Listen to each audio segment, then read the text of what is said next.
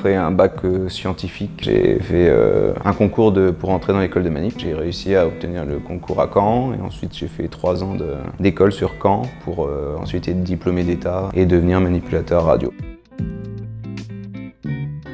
J'ai fait 10 ans dans un centre hospitalier périphérique à Vire et ensuite j'ai demandé ma mutation au CHU de Caen parce qu'il y avait un plateau technique un peu plus intéressant, important que dans les petits hôpitaux périphériques.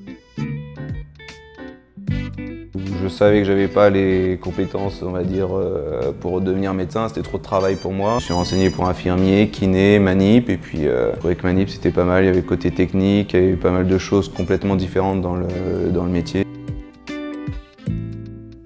En interventionnel, c'est un peu entre un mode bloc opératoire, où on fait une opération et donc on est là pour les accompagner, les rassurer dès le début.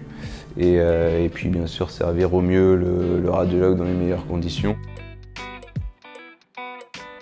La première idée que tout le monde va sortir quand on est manip radio, un peu du milieu médical on va dire, c'est un peu les presse-boutons qui servent juste à appuyer sur un bouton pour faire une radio et juste regarder ça. Il y a tout un travail en amont avant de juste appuyer sur le bouton. Je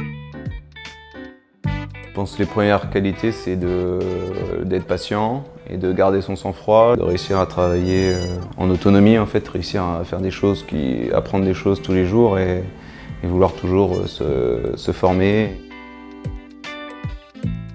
Caen, c'est une ville qui est assez grande sans être énorme non plus, et avec l'attrait de la mer, avec le nouveau palais des sports, des choses comme ça, des choses qui se mettent en place. Et donc c'était sympa, c'est plutôt sympa de vivre à Caen, quoi.